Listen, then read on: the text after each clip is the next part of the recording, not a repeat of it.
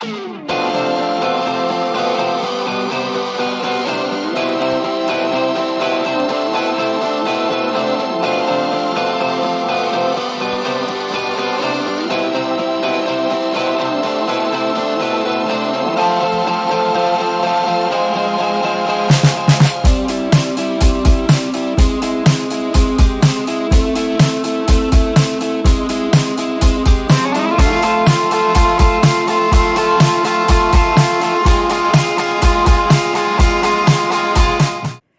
everybody. I'm Lorii Abela, your host here at Ready, Jetset, Go. In this show, we talk about the good, the bad, and the ugly. And I am coming from the point of view of a clinical hypnotherapist and neuro-linguistic programming practitioner. Because, like, I know that there are a lot of you who has been having a lot of issues as far as traveling is concerned. We want to address that. And so. I'm sure once in your life you have been curious, what am I going to do? Like, there's this pandemic, and so, like, am I supposed to travel or what? So that's exactly what we're going to be talking about now, like, traveling during the pandemic. I know that there were a lot of people who had anxiety, and so, yeah, that can be a constraint for all those who just loves traveling. So our guest tonight is actually a good friend, and he's also another world traveler, and now lives in Mexico, where he has set up his IT business. Carlos is originally from Bolivia, and that's a beautiful country, and welcome to you, Carlos. So yeah, I understand that you have actually take the plunge in order to actually do some traveling. So what got you actually interested with traveling internationally? Excuse me again, please.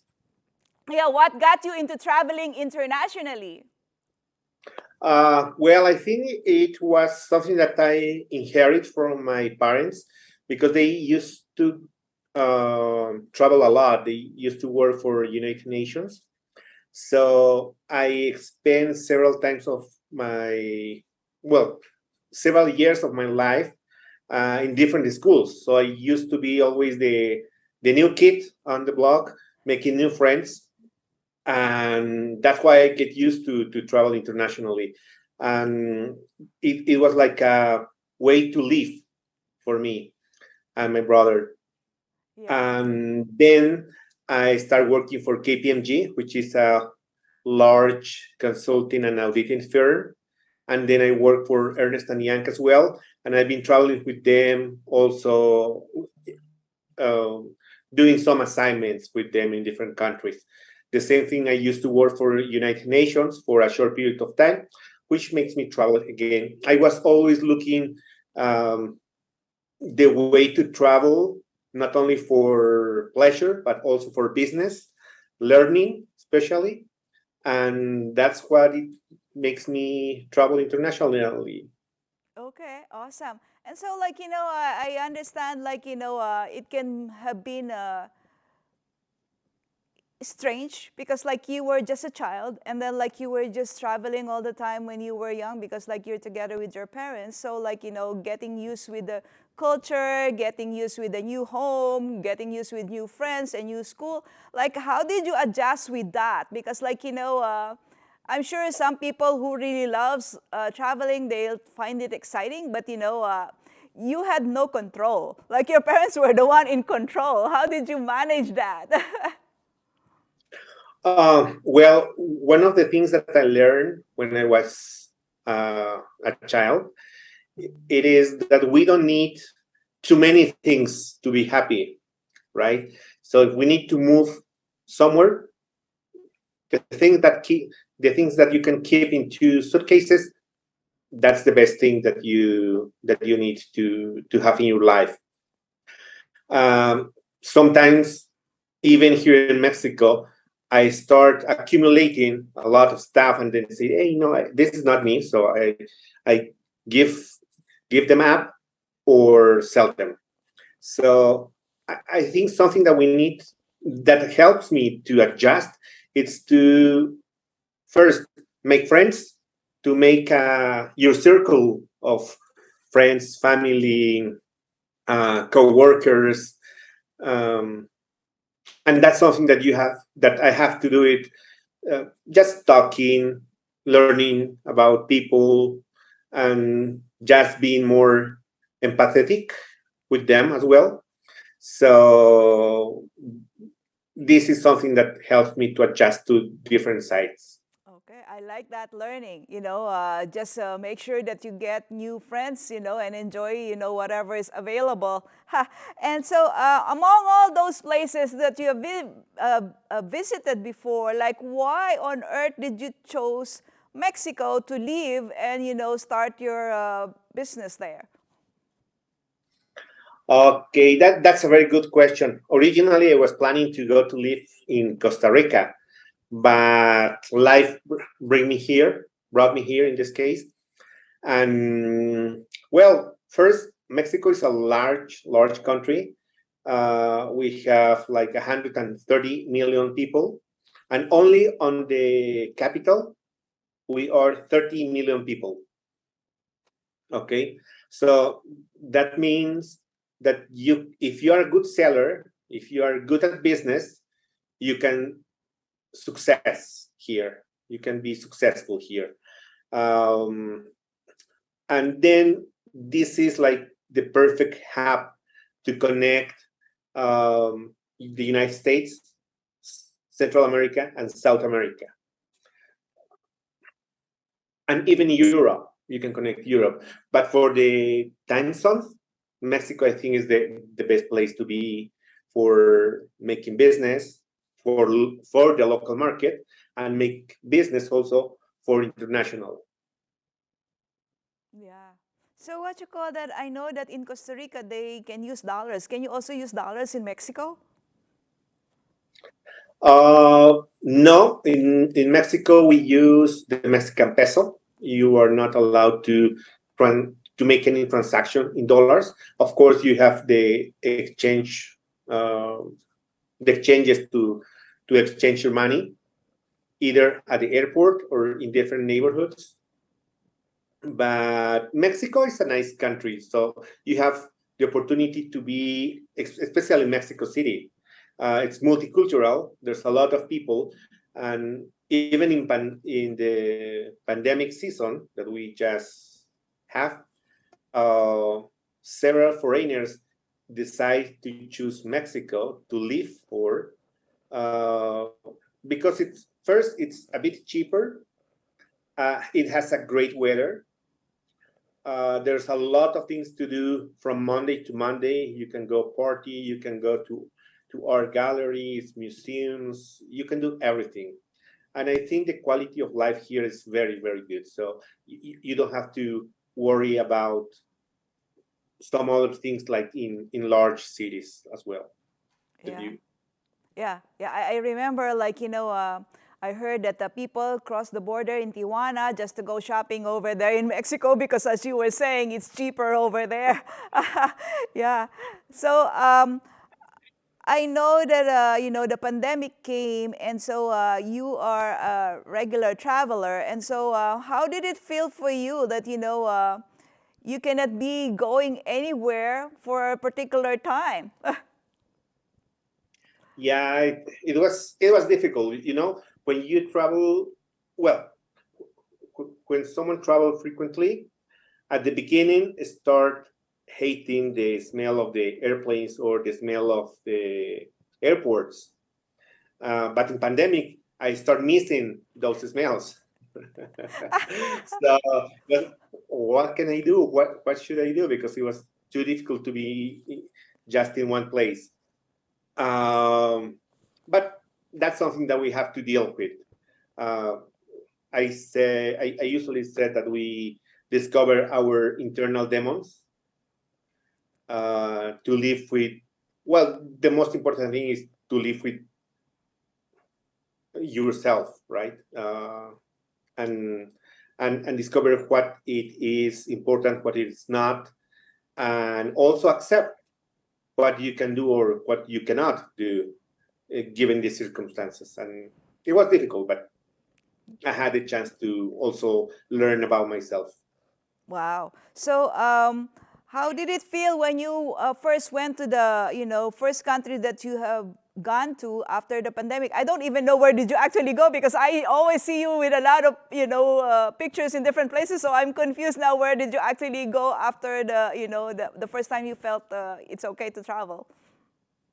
Yeah, my first travel after pandemic was last year, and I went to Spain. I had to, I had a couple of meetings there, and then visit a friend in Granada and another friend in Barcelona as well. It was good. It was good. However, there's still some restrictions about the face mask and some other constraints that you have along your travel, even in the airlines as well. So it was Spain. It was the last country that I visited before pandemic was Spain, and the first one was also Spain. Who knows why? But that was my destiny. Okay. Yeah, because Spain has been heavily affected, and so I'm sure you have heard a lot of stories from people over there. Especially you said you have a friend in Granada. Yeah, yeah, exactly. So, well, and the people was happy. For instance, Granada is a very touristic place, and most of the business are around the tourism industry. So it was hard for them, and that's something that we saw also here in Mexico, for in Cancun, Bacalar, eh, the Women's Island, and other places. But I noticed that it was very, very hard, or harder probably for people in Spain, because more like 95% of the tourism over there it's foreigner. So Mm-hmm. And it's very what preparations did you have to make, when you felt that it's okay to travel? well. The first thing is to understand what were the constraints or the restrictions in my destination country. Then the second was to review what are the constraints with the airline and what do we have to behave within the plane. Well, that basically that was what I reviewed and checked before my trip. And it's something that I like is that even if the pandemic recently, let's say it's not over, but it's almost over, people keep this custom of wearing face mask, which is I think good, because I don't know if you noticed in the first New Year's Eve during pandemic, less people get a flu or a regular flu, right? That's because people were more respectful about others and be more careful about themselves. And this is something that we should keep, because otherwise we're going to get in the same cycle. Yeah. Did they ask you for a specific test before you land into Spain?